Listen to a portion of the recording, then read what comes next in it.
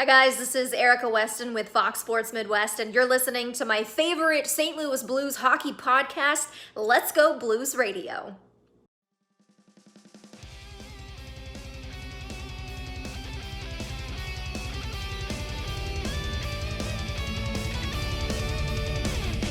Hi there, everyone. I'm Haley Wickenheiser, and this is Let's Go Blues Radio, Past to the Future.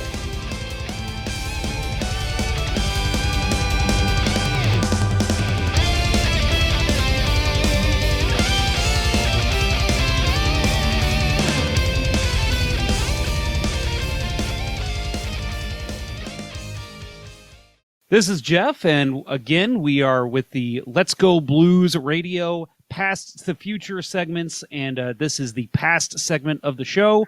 And it's funny because I'm having a former Blackhawk on the show, not a former Blue, but he is a St. Louisan, a St. Charlesite from the Chuck, as I like to call it. Yes, Brandon Bollig joins the show. First, St. Peter's, St. Charles, St. Louis Stanley Cup champion joins the show. Thank you, Brandon, for coming on. Yeah, thanks for having me. I'm excited.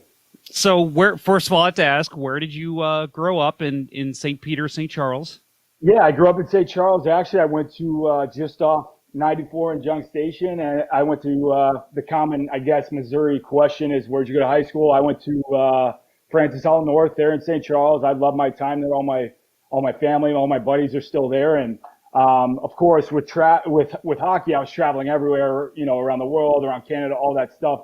And then the first time I moved away to play junior A, I went from St. Charles to Lincoln, Nebraska. So it was just a funny, two pretty interesting towns. And, but yeah, I grew up there in St. Charles and was a massive Blues fan all growing up, really until I signed with the Blackhawks out of college. So yeah, I was a Blues fan for 24 years of my life. So I was Who's your favorite player growing up?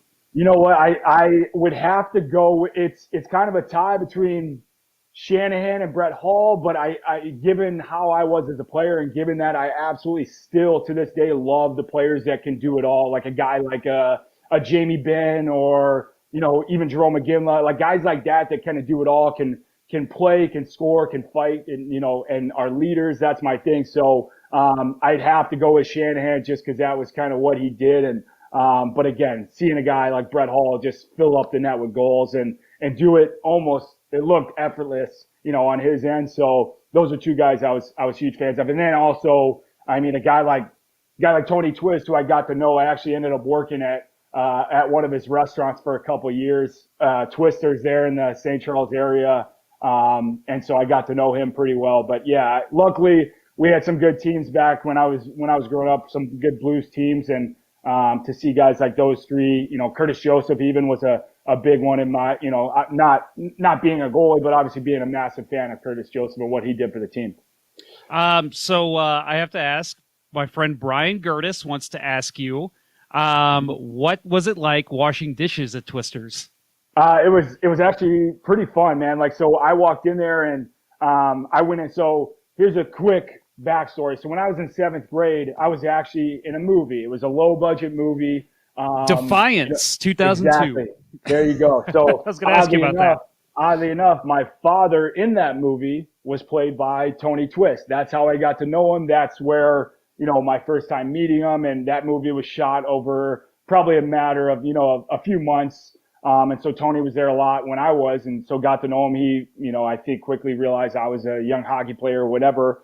And so then fast forward to, I want to say I was 19 or 20 years old. I had just come back from my first or second year of junior A hockey and went into Twisters, walked in. Of course, I was many years older, so I don't blame him for not realizing who I was, but I walked in with a job application and he brought me into his office and we're sitting there for a second. Finally, I was like, I take it you don't remember me. And he's like, probably thinking it's some, fan that he met thousands Right. of fans. He's probably thinking it's some random fan. And I told him and he was like, oh my God. So instantly was like, hey, like we got a couple positions. What are you thinking? And I was like, I would love, I grew up cooking, obviously not for a job, but I grew up loving just the whole act of that. And I was like, I would love to work in the kitchen. I would love to cook. And so, yeah, once I got hired, it was kind of you start, and once you're back there and when things aren't super busy, you're washing dishes, you're prepping food, you're doing all of that stuff. So dishes came along with it. It was really cool. Honestly,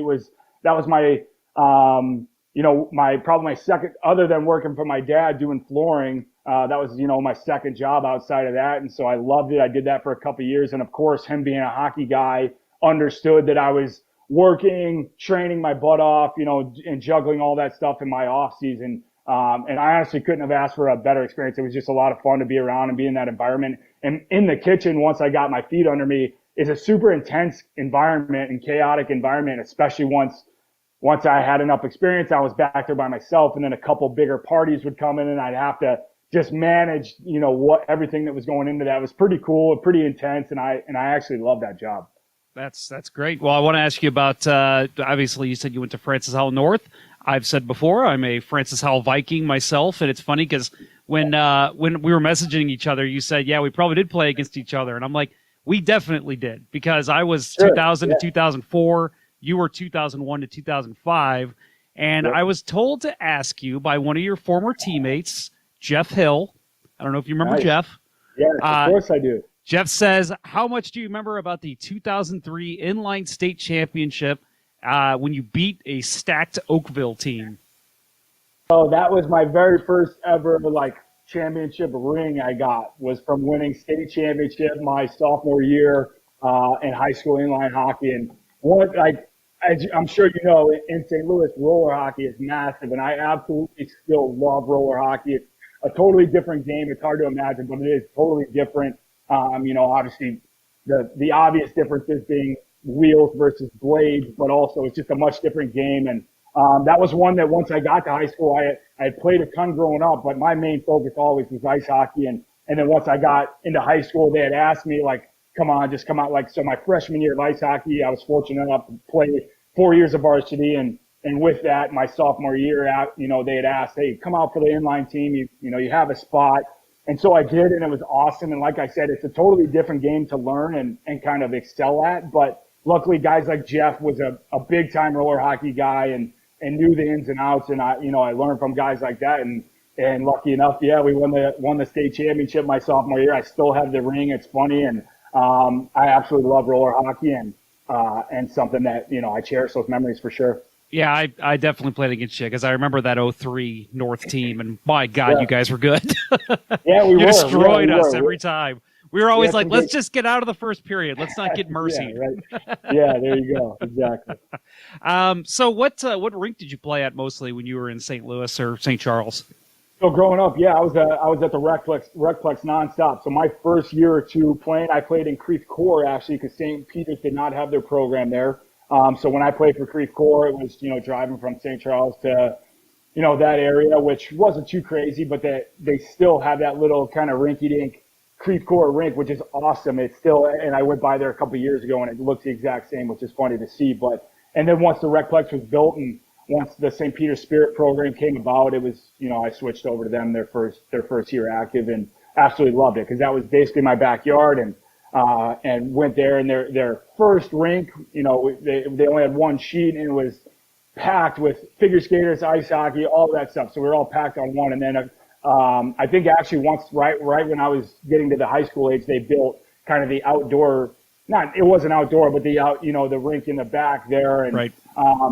Kind of fast forward to my career after my first year of playing in the NHL, they actually contacted me to kind of honor me at the Recplex and do kind of hang my number and my name in the rafters, this big banner that they did. And I was super humbled and fortunate to have experienced that and for them to reach out and do that. And so that banner is still there. And then oddly enough, the following summer was the summer we had won the Stanley Cup. So that was kind of a no-brainer for me to bring the cup back there since they had done so much for me once I had kind of made it. And it was really cool to share that experience back there with them. But yeah, the Recplex was my spot. I've since taken my wife back there a year or two ago. Anytime we come back to St. Charles, I try to swing by there and just see how things have progressed there and to show her kind of the banners that are up. And it's just exciting to go back and all those memories I still have of those days and my early days of playing hockey and just loving every second of it.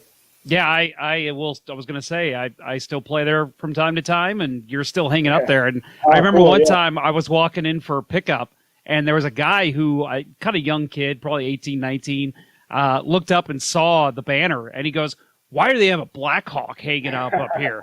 And somebody goes, "Come on, man, that's Brandon Bollig." And he's like, awesome. "Should I know who that is?" And they're like, "Yeah, you should." So that's hilarious. It was quite funny. Yeah, and again, I understand how passionate Blues fans are. I was one, almost my first 24 years of my life or whatever it was. And so I totally get it. And I respect that. I wasn't expecting everyone to switch over just cause some kid from Missouri made it to the Blackhawks and all that. But fortunately, even my family and friends I signed, and they were giving me crap, but at least they said, when you guys are in town, when they're playing, I'll be a Bollig fan, but I'll still root for the Blues. I'm like, yeah. Hey, that's enough for me. I'm good with that. How about your parents? I mean, obviously they rooted for the Blackhawks, when you were playing, but are they still Blues fans too? No, I think they're Hawks people now for sure. Okay. So for me, it's just a matter of kind of loyalty, I guess, in a sense. The Hawks were the first ones to really give me that opportunity to play pro, and then especially, playing in the NHL and calling me up to do that. And then, of course, obviously winning the Stanley Cup there was just even solidified my love for that organization. And we still live here in Chicago. I still do work with them in the community with youth programs and all that stuff. So I have a tremendous amount of love for this organization, but of course, still, I was super, super happy, as we discussed, in our email correspondence before this. I was super pumped for St. Louis, the fact that the Blues, finally were able to bring a championship back there. And I know what it did for that fan base and how long they've been wanting something like that outside of a baseball championship, and so it was just really cool to see. And especially, like you mentioned, me being the first St. Louis guy, and then having Pat Maroon on that team and to be able to be another St. Louis area kid to do it. I hope we get tons of St. Louis kids winning the Cup, because it's just such a life-altering experience. And the fact that, now we have multiple kids from that area that, years ago was not by any means considered a hockey hotbed. And now with the Blues success and more guys making it from the area, it's, now I hope more and more they more guys from that area start to get their name on the Cup, because it's, like I said, just such a cool experience. Do you still talk to any St. Louis-born NHLers? Like, I know Pat Maroon you mentioned, Scott Mayfield, the Kachucks, any of those guys? Yeah, so a good buddy of mine is Cam Jansen. I know he still does stuff with the Blues, and so Cam and I were real good buddies, especially before, my first few years pro. I was still coming back to St. Louis in the off season, and Cam and I spent pretty much every single day together training, whether it be weight training, on ice training, or even back then we were doing like different types of MMA type training to kind of hone our fighting skills, I guess. And so guys like that, Paul Stazzi, I'm definitely friendly with. Chris Butler, I still talk to from time to time. And then, younger guys like, so my last year in Calgary, actually, I got, Matthew Tkachuk was there, and now he's actually a star in the league, and same with his brother. So, you get to know those guys. I don't know Scott Mayfield, but I definitely know when, or like a Clayton Keller. I don't know those guys personally, but it's awesome to see, anytime I see their teams playing and I can check, even not knowing them at all. It's cool to kind of check in and see how they're doing. And again, somebody like a Clayton Keller or somebody like that doing so well and so skilled. It's just awesome to see. And like I said, I just hope more and more guys from that area, because it's a cool place to grow up, and it's really cool to see how far hockey has come in that community.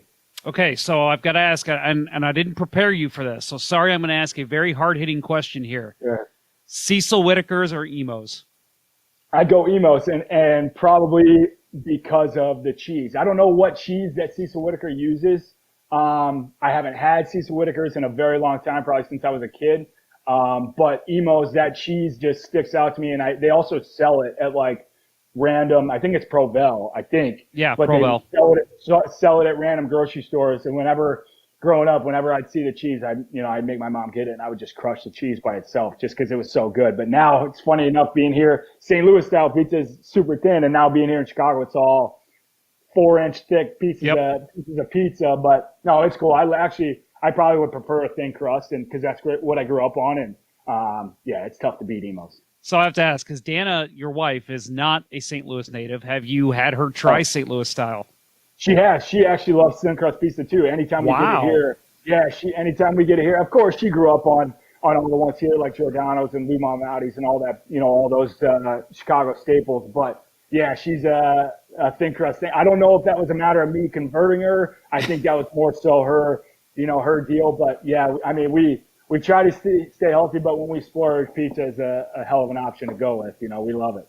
Yeah, no, I hear you. And Lou Malnati's is hands down my favorite pizza. So it's so good. It's like it's amazing. It's a meal in one meal. It's a whole meal in one bite. It's like, yeah. you can have a piece and you're like, oh, but what did I just eat here? It's like a Thanksgiving meal. Oh, yeah. Yeah. I have a 7-year-old and we took him to Chicago 2 years ago and had him try Lou Malnati's. And I'm not kidding. The first bite, he just looks at me and goes, oh, yeah. And I was like, yep, this is some good stuff, I don't blame buddy. you, buddy. Yeah, absolutely.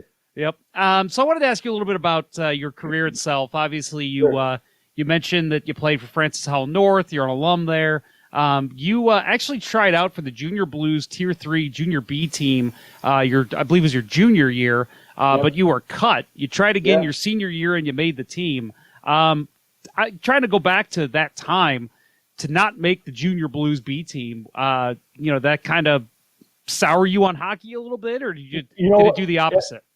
Yeah, interesting question. It did not sour me at all. Actually, that was one of the very few times, I'm fortunate to have been cut very little from any teams that I really tried out for. I was lucky in that regard, but that was one that I was really hoping to play for that team. The Junior Blues at that time, were just so good, in comparison to all the other Junior B teams in the country and in those organizations or in those cities. But, my first year trying out, all my buddies were on the team. I had played AAA with, growing up with my whole age group, and multiple, of my teammates from those days were on the team. And so I tried out, got cut, was not at all pleased about it. Like, actually hated the feeling. Ended up playing for the Afton Americans that year in the Central States Hockey League. Had a really good year, honestly used that, like you said, like, I wouldn't say that it soured me on the sport, but it really kind of pissed me off, for lack of a better term, to not have made that team. And that my whole junior year playing for Afton, I had a great year. I was on a mission. It was I got to basically prove to these guys that they made the wrong decision. And then my next, the following season, I went back to junior B and made a massive splash during the training camp. And that was actually, my first little taste of fighting, actually. And, had a great fight there, kind of one punch their previous year's fighter. And, like, oddly enough, it was like my second fight ever. And so had a great training camp. And basically, I remember Jack Bean, who was there. He was the longtime coach, very instrumental in my career and had a big effect on me. But after that, my senior year training camp, trying out for junior B the second time, he basically called me in and was like, what? Basically, we must have pissed you off because you are a totally different player. And he's like, you are absolutely on this team. And again, that was by far my most, just productive year as far as, physical play, fighting, points. I had a ton of goals, a ton of penalty minutes, and absolutely loved it. And I was only there 1 year before, being drafted to go play in the USHL, but loved my time there. And to answer your question, yeah, it soured me on the feeling of being cut, but not the game, for sure. So you mentioned it. You went to the USHL, played with the Lincoln Stars for 3 seasons, and you move on to St. Lawrence University in the NCAA Division I. Obviously, that is and you weren't drafted, never drafted in the NHL. Never, no. Signed a pro contract with the Blackhawks after your sophomore year in college in 2010. That is, again, very odd way of going about getting to the NHL. Again, would you attribute it to your drive to kind of keep going, or did you really ever think that there was a chance you wouldn't make the NHL? I mean, it's interesting because I won't say that I never thought that I couldn't make the NHL, but growing up with no hockey background, it just wasn't something. Of course I wanted to, of course I dreamt about it, but it wasn't necessarily, there was no pressure. It was not like I have to do this or I'm a failure kind of thing. But honestly, my whole mindset the whole time was I was having a blast with hockey, and I just wanted to continue to move up and up and up in the levels, and coming from here and then playing junior B and then going to play junior A. That was an awesome experience, and I had a great time in Nebraska for 3 years playing junior A, and then I was fortunate enough to be awarded the scholarship to play at St. Lawrence University in New York, and then oddly enough, after my sophomore year, the Hawks were very interested in offering me a contract to come play. Again, that was one of the advantages, probably the only advantage of being undrafted is, when it comes time to play at the pro level, you kind of have, you have your pick of whatever teams are interested in you. And we had a couple, and the Hawks were by far the most interested. And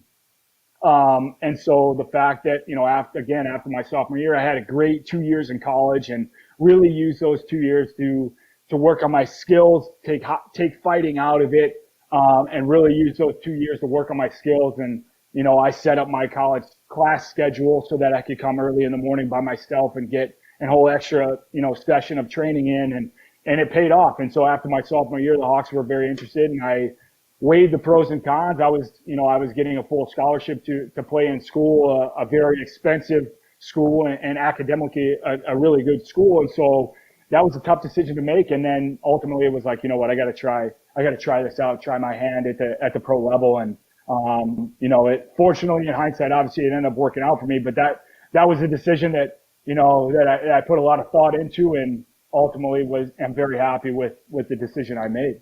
Obviously, you said a couple other teams were pursuing you. What you mentioned that the Blackhawks seemed to be a good fit for you. Why was that? Was it? I mean, obviously, money I'm sure plays into it, but go ahead. Sorry, not to cut you off. Basically, no, go ahead. At that point, the money thing is actually, you're pretty restricted on what you can make as far as an entry level contract. But that is where all the credit in my eyes is to my agent. And at that time, I had just kind of signed on with them. And once you're in college, you're not paying them, so they're considered an advisor, but they're playing the same role. They're putting their name out there, trying to get you into different training camps and whatnot. But that was all him. It was basically like, listen, this is what we do. We basically realize that the type of player you are, the fact that they're interested, they only have one, maybe two guys that are similar to the type of player you are. And so we think I think at the time, actually, it was Ben Eager was here with the Hawks. And then, so he was like, listen, they only have this, kind of one guy that plays like you. There's really nothing in their minor league system, or any of their prospects. And I was like, let's do it. I'm happy to try this out. So I signed, went to Rockford instantly. I left my sophomore, school year and went to Rockford, finished the year there, came back, finished my finals and all that stuff. And then my first full professional season was the following year, and spent that year in Rockford. But it was, it was something that all the credit on that end is to my agent, because they do that research, and that's what they're for. They're there to advise you on the types of decisions, or at least give you all the tools to make your own decision. And, fortunately for me, he was less of an agent, more of a friend my entire career. And even now, like, I still see him, and, we have a great relationship. I'm very lucky for that, because that's not the case for everybody. No, I agree. Definitely heard some horror stories. Jack Johnson comes to mind of some bad advice they've gotten. Yeah. But I wanted to ask you about your first game and your first goal. Do you remember both of those? Absolutely. So my first game, it was in oddly enough, Matt. So it was like a crazy thing for me to be called up at the time. My second year pro, it was trade deadline day. John Scott was on the team, and I was out with a couple of my roommates. I was in the minors, lived with a couple of guys. We were out at lunch and saw that John Scott was traded. And one of them was like, they were kind of joking around with me or whatever. And I'm thinking, oh, okay, maybe next year I'll have a chance to play a couple games. I don't know. That's, maybe that's a good thing for me. And then no joke, we got home, and it was probably less than an hour after he was traded that I got a call, and they told me our GM in Rockford at the time he's the one that made the call, told me what was going on. And as soon as I realized what was happening, I kind of blacked out, and I was like, oh man, I cannot wait. I cannot wait to call my family and fill them in here. But he basically told me what was up. And that night I drove to Chicago. It was only just over an hour, probably an hour, 15 minutes from Rockford to Chicago. And so drove that night. The next morning I was suiting up in practice for the Chicago Blackhawks. And we had a game the next day. And so oddly enough, my very first NHL game, my Nhl debut, was on February 29th. So it was on Leap Day, which was pretty wild. And so I actually wasn't even positive if I was playing or not. I was called up. My first NHL practice, still I had no idea. Nobody said anything to me. I'm just some young call up who's going to tell me what's going on. But the next morning I saw that I was in the lineup, and I was like, oh my gosh, this is absolutely nuts. I cannot believe this is about to happen. So as soon as I get my first shift, and no joke, my skates weren't even on the ice for 2 seconds before I was trying to fight somebody. And oddly enough, it was Mike Brown, who's now a buddy of mine. He's from, I don't know if he grew up in the Chicago area, but he lives in this Chicago area. I've gotten to know him pretty well. And we did not end up fighting. I think his hand was busted up, but I ended up fighting the next period.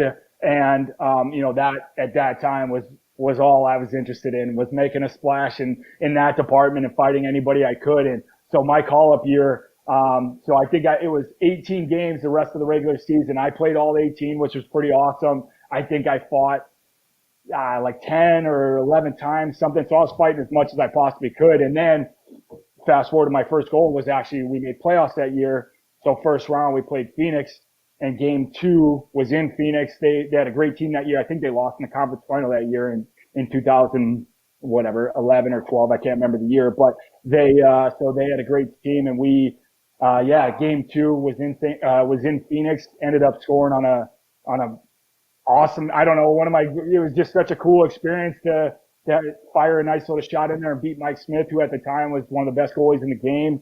And so that was my very first NHL point and goal, and one that I will definitely never forget, and just such a very cool experience. And then, the next year is actually the year we ended up winning the cup. And so it was just a wild couple of years to go from, being in college and whatever, just loving it, loving college life, loving college hockey. And then, holy crap, now I'm in the pro level. And then less than a year and a half later, I was in the NHL, and I was lucky enough to score a goal in the playoffs. So it was pretty wild.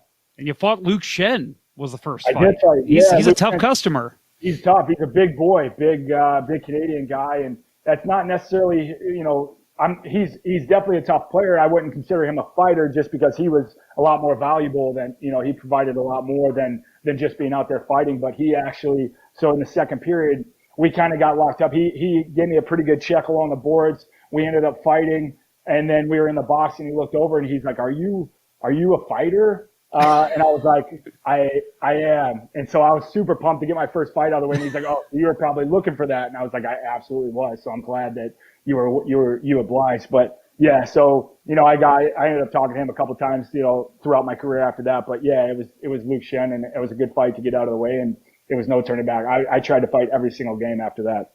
Who was the toughest guy you ever fought?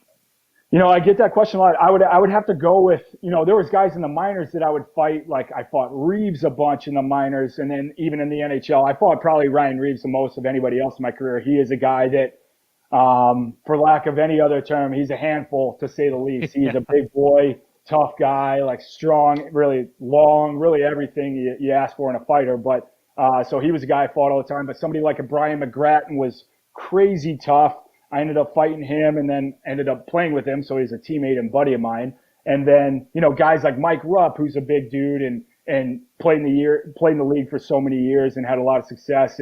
But somebody like a Luke Gazdick, I fought a ton in the minors. Patrick Bordelot. There were some big boys in the minors that if you weren't careful would do some lasting damage. And so, fortunately for me, it's something that came natural to me. And then once I realized that I had, kind of that natural ability to at least add that to my hockey game, if you will, I really started to really work on it and perfect it and make sure that not only was I able to give a punch, but take one and have the defensive technique and protect myself and try to set myself up for a longer career, as opposed to, when you see hockey fights back in the day, it's toe to toe and they have no regard for their own health or the other guy they're fighting. They're just trying to, put their fist through the other guy's head. So it was a really cool experience, something I wouldn't change or trade for anything. But if I were to advise my kid or a younger player these days, I would say maybe try to score more goals than fighting.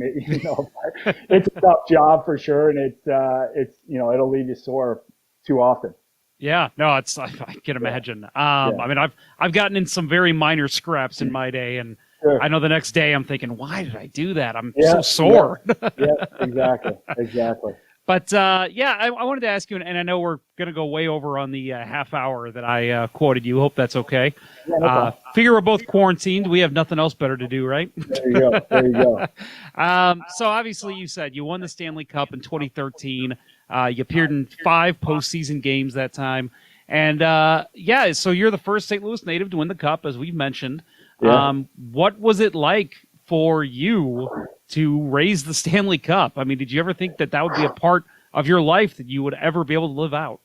Honestly, no. Again, because there was no hockey background in my family. My early hockey memories are just, watching games at home with my parents, watching Blues games, and all I was doing in my house was I had a hockey stick, and fortunately we had wood floors throughout the house. That's what my dad did. So he put nice wood floors, and I put on my rollerblades every day and stick handle throughout in my kitchen, in my living room, all that stuff. I'm sure I broke plenty of windows, but so it was just all fun for me. And so just envisioning that and seeing that was just something obviously every kid dreams of. And then, having that opportunity to do that in our story, that year in 2013 with the Blackhawks, it was a lockout shortened season. And then once the season started, we were, I think we went 27 or 28 games, whatever it was, without losing in regulation. And we won the President's Trophy. So we were a hell of a team. And so entering playoffs, we were pretty confident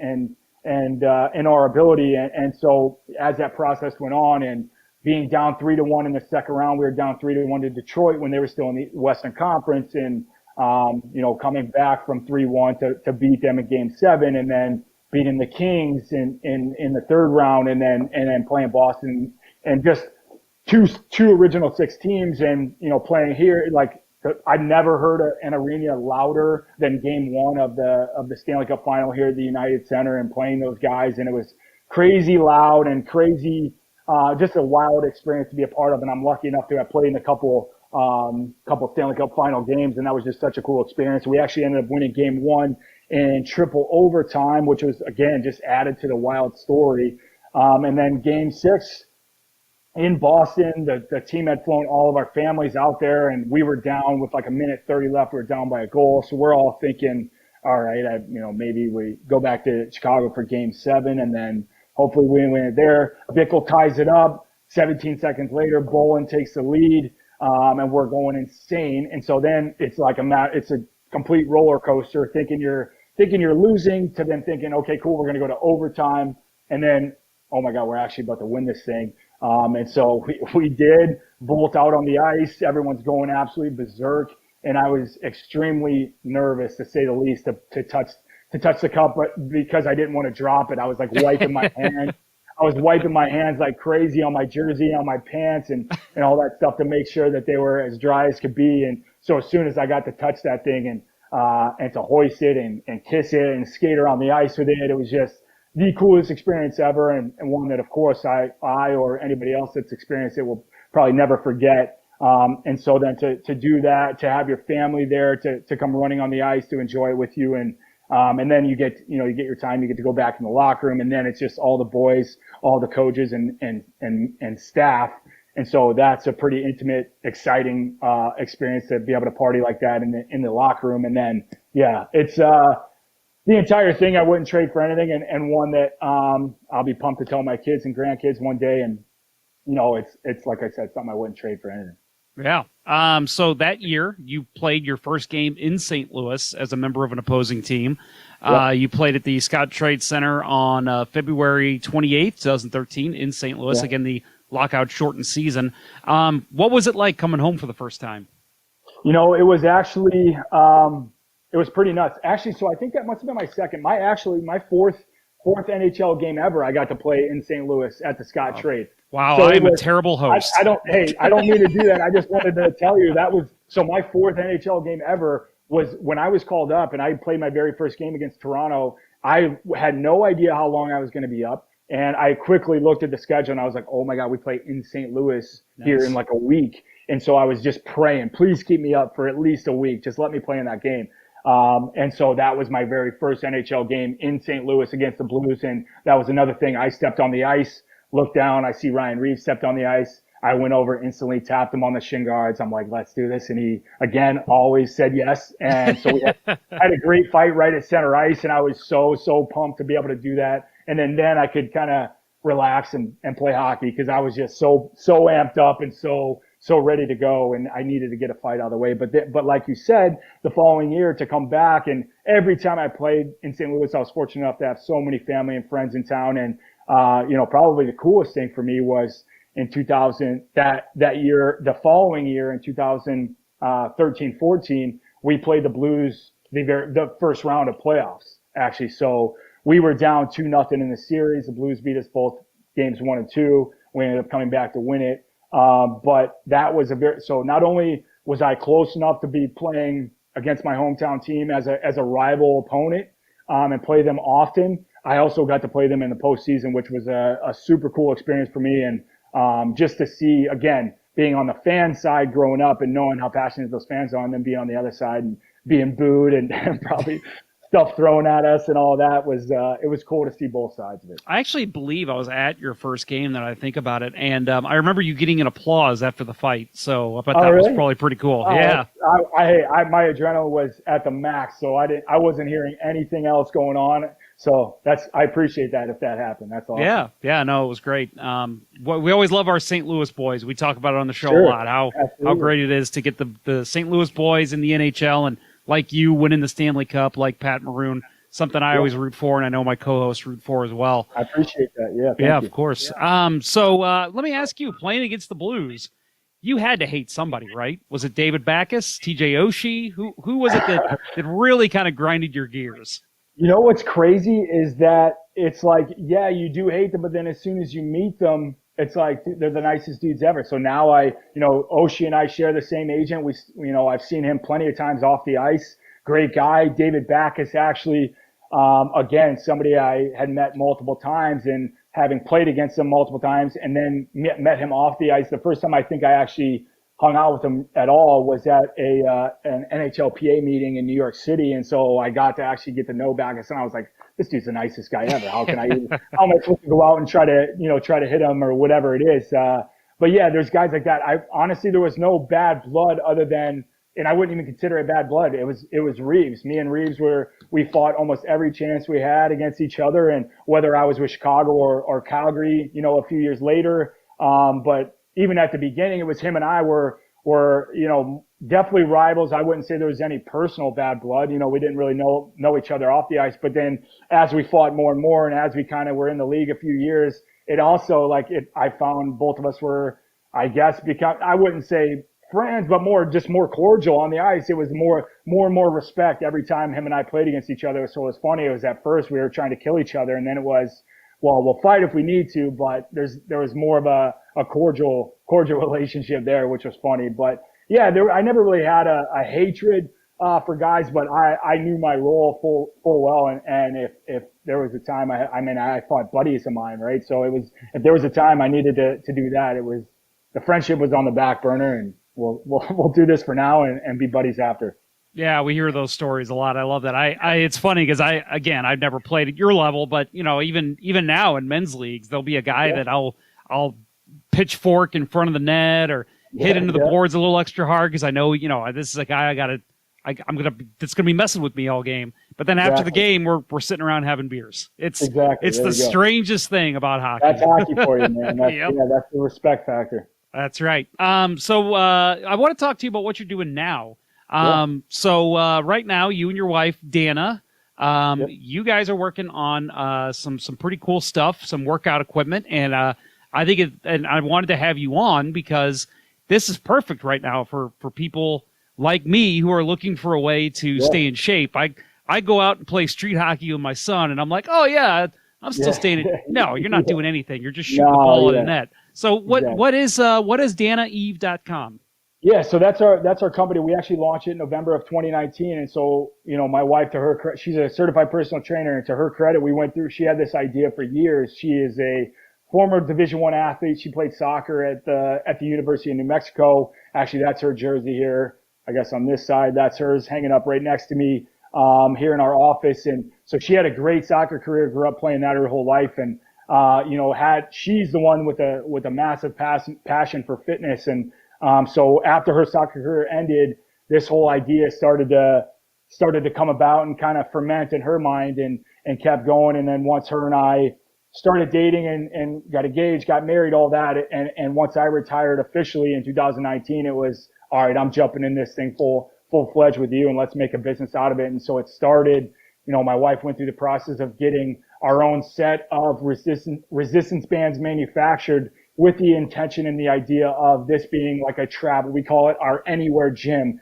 So somebody can take this set of 5 different resistance bands, take it anywhere in the world. All together, this whole kit is just over a pound. So our whole thing was you can throw it in your backpack, your briefcase, your suitcase, and take it anywhere in the world, whether you want to do it in your living room or in your hotel room, overseas if you're on vacation. So that was the intention behind developing our at-home gym.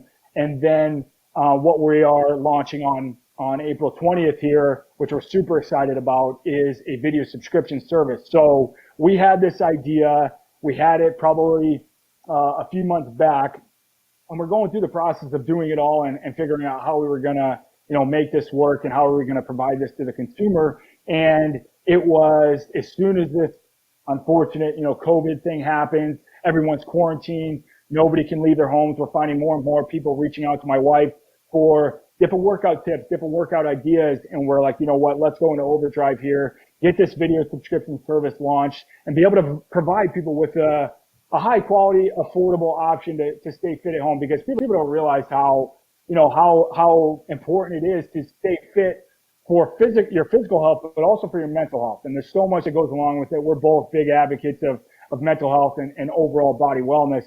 And so we went into overdrive to get this, not only the website developed, our different landing page developed to host these web subscription videos, to get the content filmed, edited, and uploaded to the hosting site. So there was a ton that went into it. And again, to my wife's credit, she's had this idea and has absolutely gone into overdrive. She's inspired me big time to just keep plugging away, keep working our butts off on this. And fortunately for us, we both have that athlete mindset where you have that crazy, relentless drive and focus. And so to know that in our own individual sport and just repurpose that into our new business has been the coolest part. And, our background in sports has led us and set us up nicely to try to, excel in the business world. And that's ultimately our goal, is to provide a great outlet and platform for people to really just kind of be their best selves physically and mentally. And this video subscription service, like you said, it's unfortunate that the world is in the position we are in right now with this virus, but to be able to then go into overdrive and really offer an affordable option for people to come on and really with any level of experience, whether you're, have been working out your whole life or never stepped foot in a gym ever, you do these side by side with my wife, and then, we'll add a second version of it where I'm involved and it's more of an advanced kind of thing. But yeah, this video subscription service, we are crazy excited about. It's called the DE method. My wife, for the past probably 4 years, has been developing this method, which is basically taking everything we learned from the high impact performance training that we did for our entire lives, taking the good parts of that and of course the beneficial parts, and then altering it in a way to almost be able to do it for the rest of your life. Because like I said, there's so much high impact training, it's high performance, it's high intensity, but that is not sustainable your whole life. That takes a big time toll on your body. And so with that in mind, she developed this method to take all the best things we've learned from different training platforms and put it into something that anyone can do with any level of experience, but also one that is sustainable and it's not going to beat your body up. It's not going to beat up your knees or your back. And it's just a great, high quality, affordable way to stay up on your fitness. And we are crazy excited about it. I really appreciate you allowing me to come on and talk about it, but it's something we're super excited about. And April 20th, that thing will be launched. We are super excited. Like you said, danaeve.com is where all of it can be found. And we're super happy with the progress our company's made. And of course, as any entrepreneur, we're looking to continue to grow it. And we're super excited where we can take this. So the thing that interests me is obviously, like I've checked out Dana on Instagram. I've seen some of the videos that have been posted on the website. And, first thing, like me, a guy like me, and really anyone who wants to stay in shape, you see that male and you say, well, that's probably for chicks, right? That's for women. But then I read that you're also doing this. You're not only just helping promote it, you're not helping design it. You actually partake in these workouts. So, absolutely, yeah. So tell me about it. What do you do? I mean, how does it help you as a man as well? Yeah, so that's interesting you bring that up, because of course that's something that we've thought about and put a lot of thought into. And you kind of, as a startup business, you kind of have to start somewhere. So we figure, you know what, Dana being the trainer, we maybe will start and initially appeal to a more female demographic, really get the proof of concept out there, really make sure that this thing's working and people are taking to it. But lately I've had so many male guys reach out to me, ask me if I'm doing this, ask me if I have any tips, or do you actually use these resistance bands? Do you actually use these programs? And my answer is, wholeheartedly, it's yes. That's all I do. That's why I'm so excited about this whole thing, because my body has been ruined over years of, not only fighting and trying to body check everybody as hard as I possibly could, but it's the training part of it too, which is something that you do every single day. So that stuff takes a massive toll on your body. So the fact that my wife developed something like this, that not only I think is super beneficial for any consumer that would partake in it, but me personally, is something that's super cool. And so the answer is yes, by all means, the male demographic can absolutely do this. And that is kind of the second phase. Once we get this launched and once we make sure that everything's working, that's our second phase. It's like a 2.0 version where it appeals to, everyone that's maybe a little more amped up and like I said, just applies to both male and female demographic. And that's something that we are super pleased that we've had more and more interest from the male demographic, and something that we are absolutely listening to, digesting, and we're going to figure out how to implement that here shortly as a 2.0 launch to our service. Well, I can only see you from the neck up, and those of you on or podcasting this later, remember you can check this out on YouTube as well.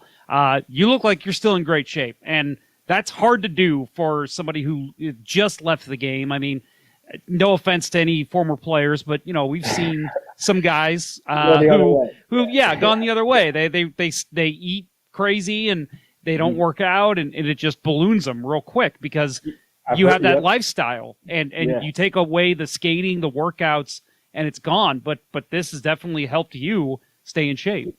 Yeah, I appreciate that. And yeah, I still keep up with a lot of my former teammates, some that are retired now and some that aren't. And so every time I see a former teammate or buddy that is retired and they have, they've gained a little weight, and they every time make the comment, man, what's going on? One, you look skinnier. Two, like, I'm going the other way. I'm like, listen, man, I've actually lost, right now I'm probably it's about 20 pounds lighter than what I played at my heaviest in my NHL career. But I also, it's not that I have zero muscle. It's a fact that, you kind of change the way you're training, change the way I'm eating. I've actually switched over to a plant-based diet, which has, all that kind of inflammation in any body fat. Not that I had a ton before, but all that has kind of gone away. And I feel I've never felt better. And it's a matter of my diet and training this way with my wife. Fortunately for me, fitness is her passion. And so I can just act it, I'm the client, you're my trainer. Luckily I have a trainer for life now. And so she keeps me in shape, and I basically kind of work out for her. Otherwise, if it were up to me and, if it wouldn't kind of negatively impact your health, I would love to just kind of sit on the couch and watch golf every day. But no, I love the fact that we're doing this together. We're building a business together. We're both super passionate about what we're doing and trying to help people. But if there was an infomercial, I'd be on it. I'm a big advocate for the way we've been training and what we've been doing and our business offering. And so I appreciate you saying that. And I can only hope that more and more of our customers, feel the same. Yeah, well, let's hope. I was going to say that I've checked out danaeve.com. Seems like there's some great stuff on there. Now, you mentioned the soft launch or the hard launch on April 20th. But if somebody wants to go to that before April 20th at danaeve.com, and that is Dana with an H, by the way, what would they see there before April 20th? Oh, right. Yeah. So we originally, like I said, we launched in November of 2019, and that was our resistance band kit. That's our Anywhere Gym. And then, which, people can still, from that date, they can purchase it, and it's still on there. And fortunately, we had placed a big enough order. So, we have plenty in stock for people, and also some pre-made workout programs. My wife also offers any custom programs when people reach out. She still has multiple clients that have reached out and asked, do you do any custom stuff? And she's like, by all means, if anybody wants, a custom made program, she has that offering as well. And people have had, pretty much, I think every single client that has originally bought, whether it be a 4-week, 6-week, 8-week program from her to, that's done custom for them, have all come back and be like, hey, can we extend this? So clearly, she's doing something right. These clients are loving it and feeling the impact of it in a positive way. And so right now people can, they have the option of a custom made workout program. They have the option of a pre-made workout program that are on there. And there's details of that on our website and really what you would find in those programs, as well as our resistance band kit, which again, I use it every day. My wife uses it every day and we absolutely love it. So we're pretty pleased with our initial offering, but this new subscription service is one that, is not only going to take our business to the next level, but take our impact to helping people to the next level. That's fantastic. Brandon, this has been great. I really appreciate you coming on. Hey, I was going to say, I'm thinking, maybe he's the first Stanley Cup champion we've had on the show. And I think that's right. We've had former players.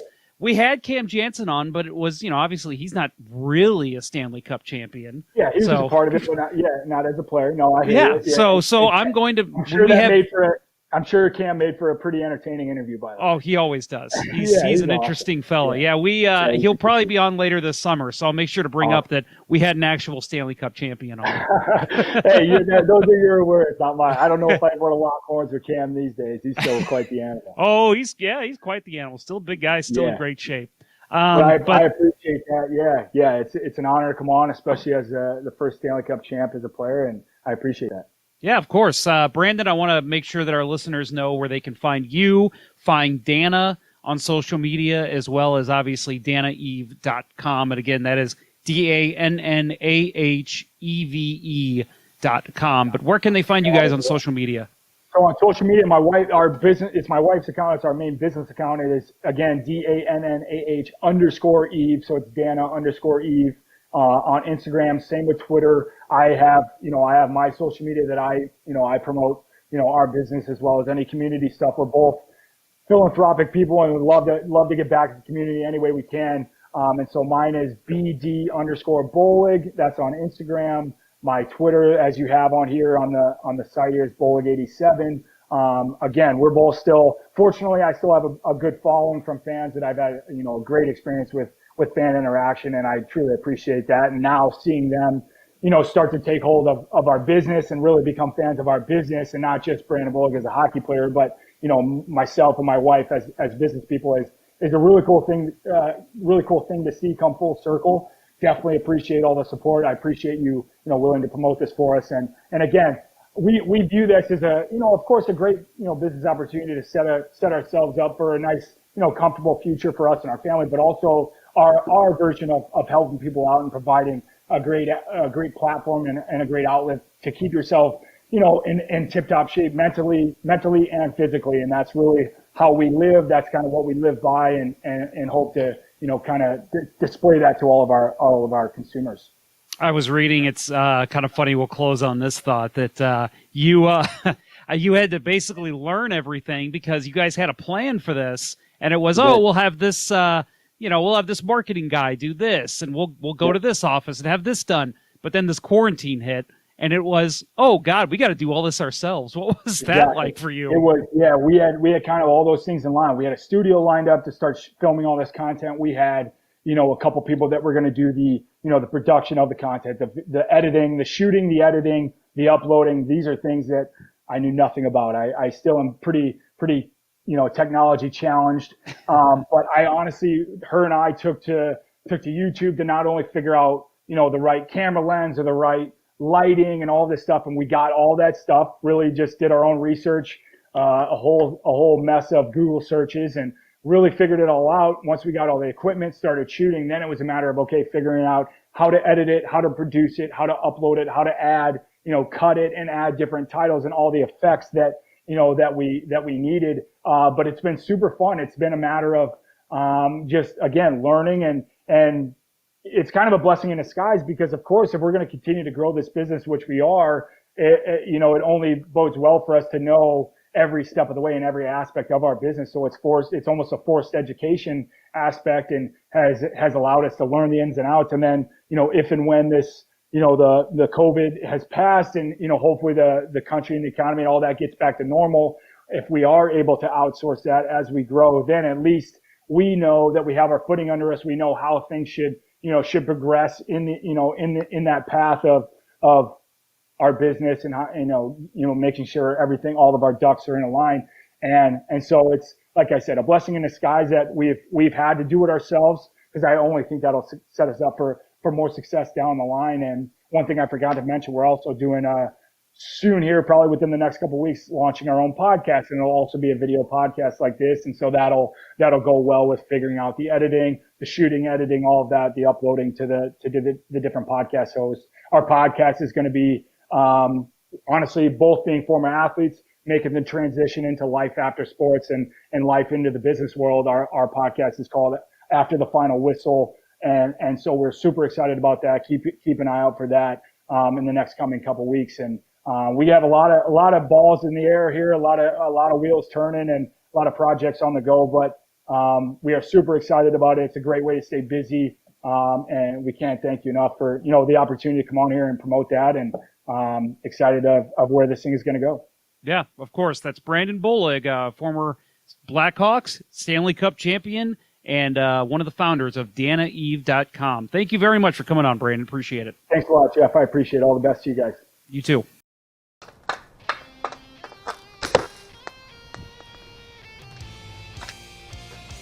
What are you doing?